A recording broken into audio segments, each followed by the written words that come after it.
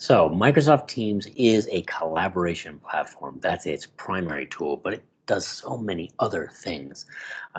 It's important to know how to engage in conversations and how to comment within a team that you're using.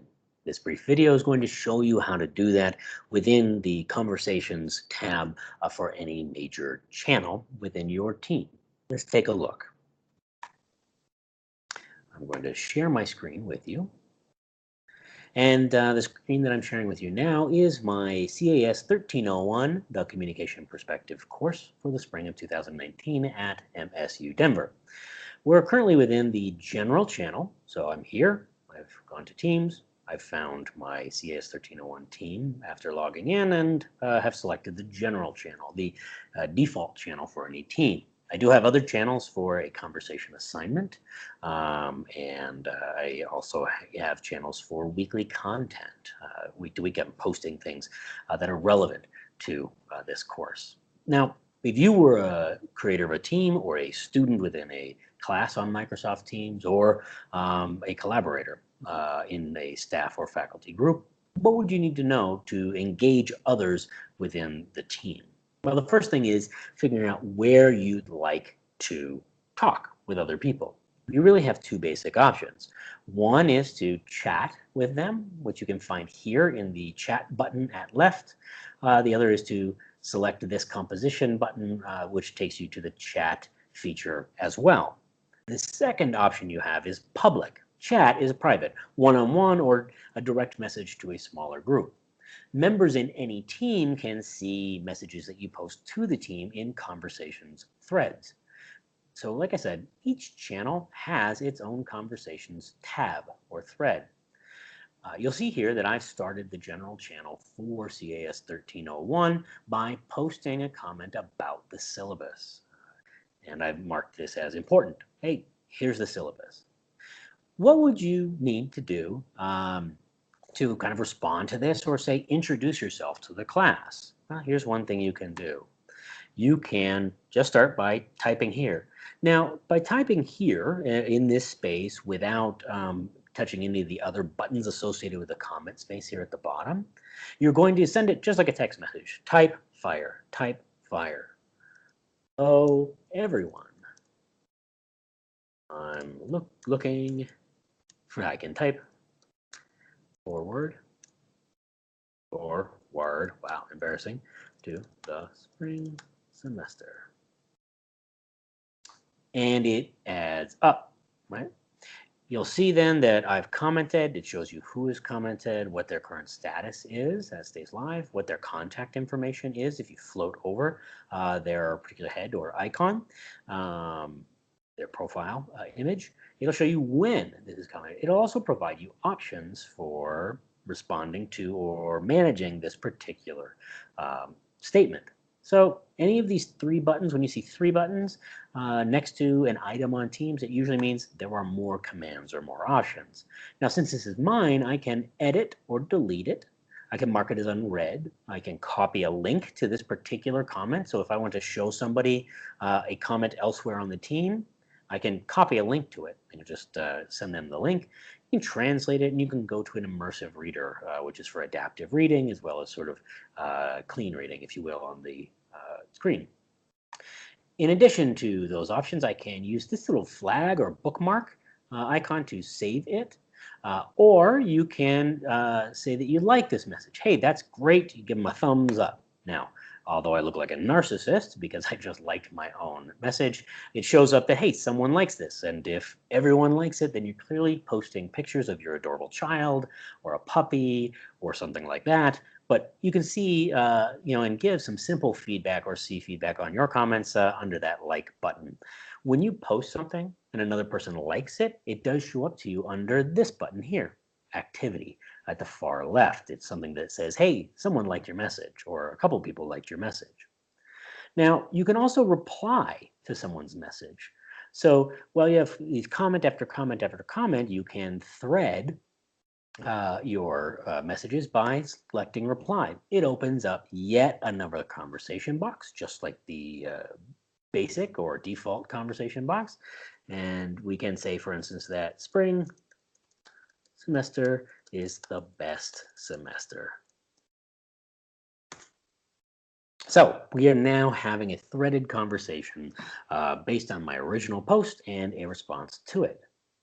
Now, there are many things that you can do within a particular kind of comment. You can see a few things. One is to @mention someone. You see that there? It says @mention someone in the prompt already. So you start a new conversation and you @mention somebody. That's a way of flagging or tagging them. So anytime you @mention somebody, again, it shows up under activity. So when that person logs in and they say, oh, someone @mentioned me, someone tagged me in this particular comment, and they can take a quick link there. It also, if they have push notifications set up on their mobile app or on their desktop app, it will push a notification to them that someone is talking about them behind their back, so to speak. You also have other options with these added buttons underneath any particular comments. You see them here at the bottom. This is a formatting tool. So this is a tool here, the A with the paintbrush. It allows you to do a lot more than just sort of text a few lines here and there. It's a composition box. So what you can do now is what you normally see with an email, so to speak, rather than a text message. You can bold and italicize and underline it. You can highlight certain parts of text. You can change the font. You can add bullets and numbers. You can copy a link to it. You can quote others. You can, I don't even know what this is. You can do a code snippet if you're somebody who's into that kind of thing. I'm not really sure what that means. You can change headings and formats. So you can really change that. And you can also mark something as important. You'll notice that I have marked this comment here about the course syllabus as important. A subject really stands out. So I can say this post is a demonstration post.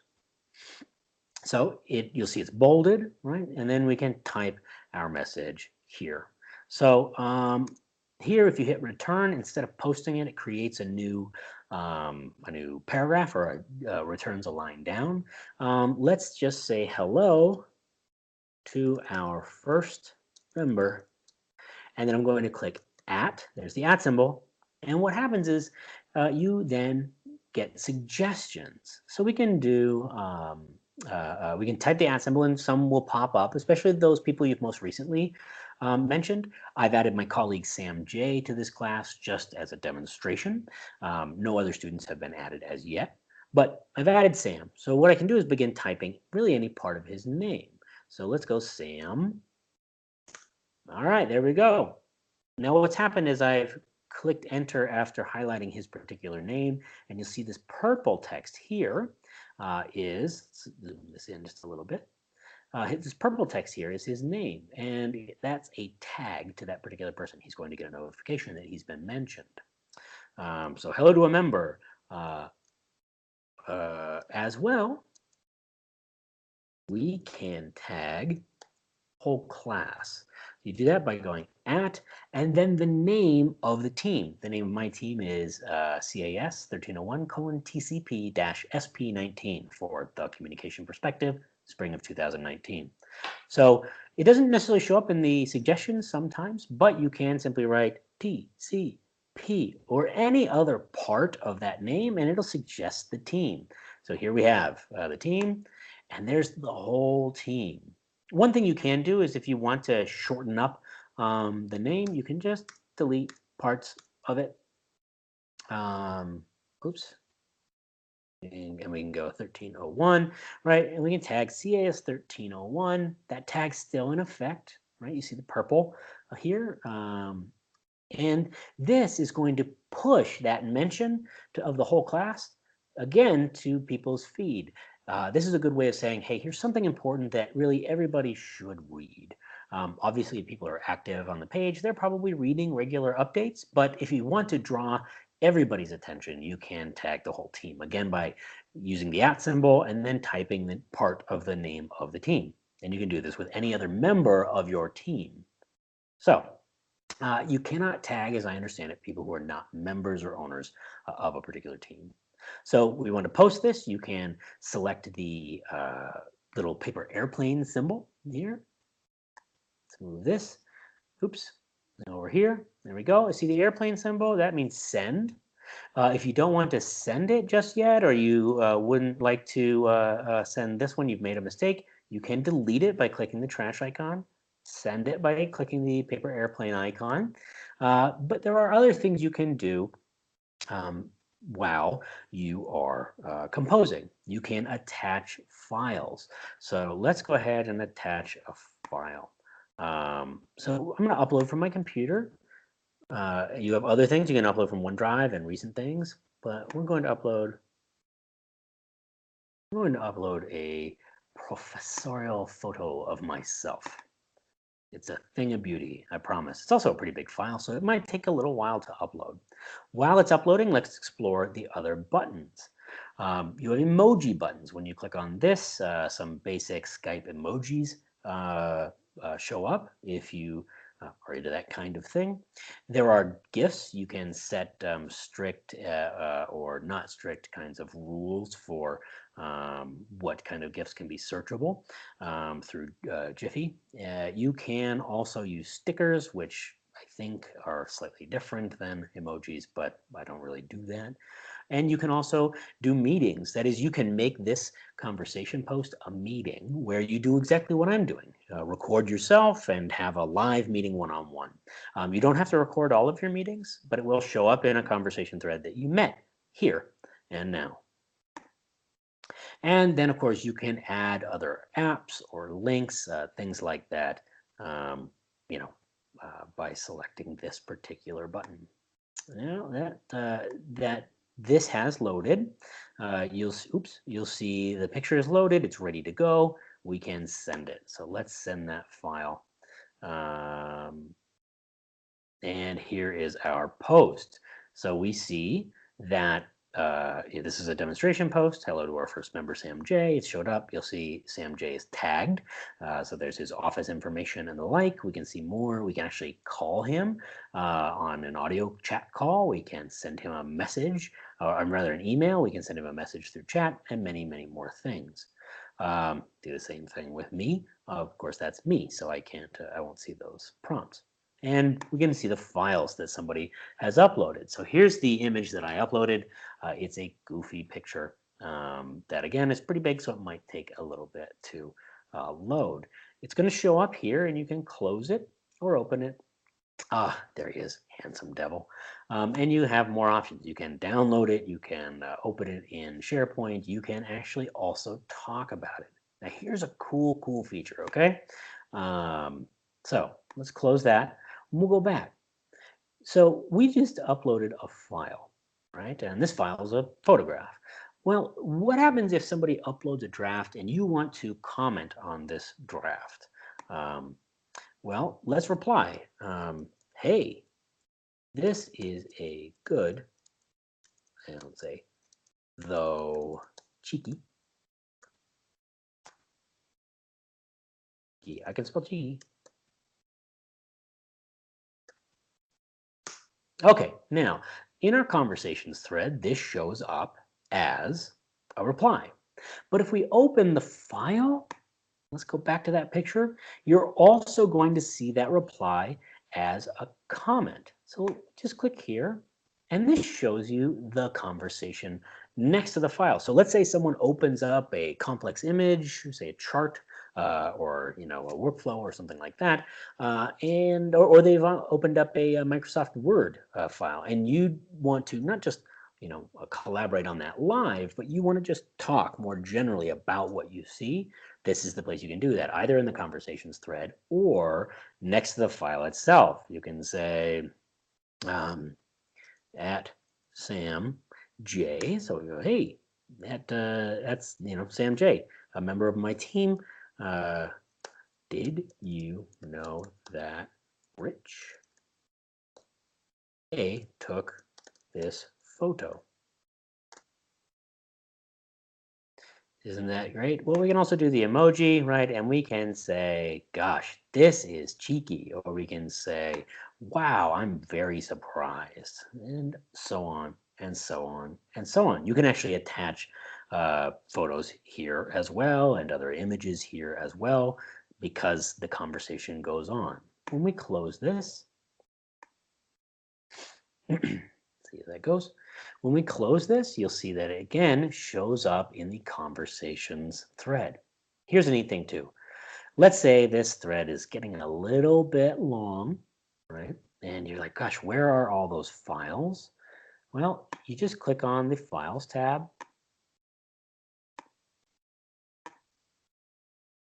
And what happens is that any of the files that have been attached in this particular Conversations tab, well, they show up here. They show up in order. You can look at, well, who's posting them, when have they been modified, what type of image are they rather.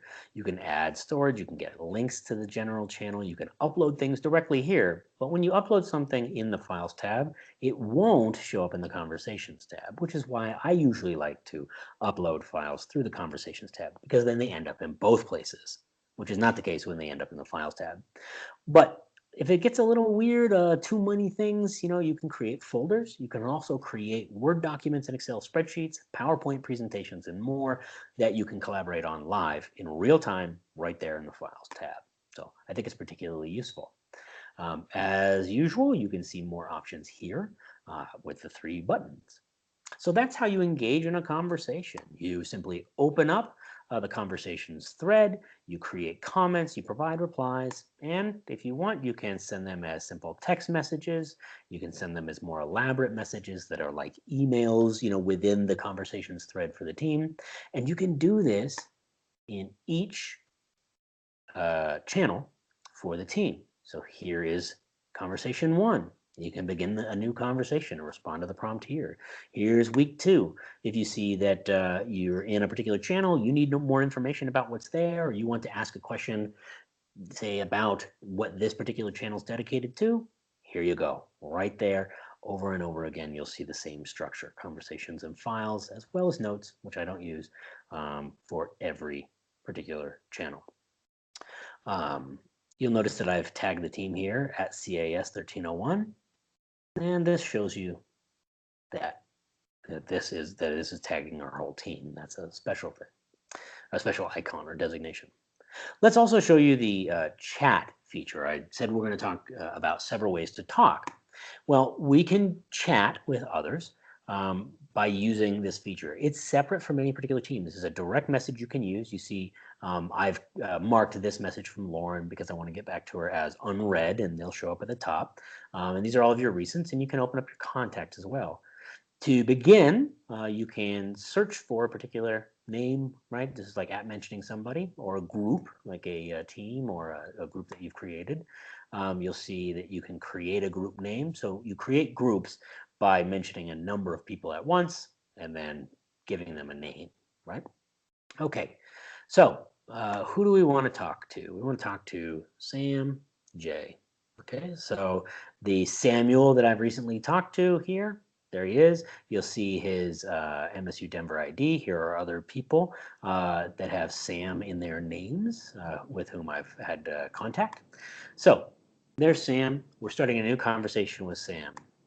And I might want to tell Sam, hello. Thanks for being my demonstration buddy. I appreciate it. He's going to get a bunch of notifications, and I haven't told him that I'm doing this. So thank you, Sam.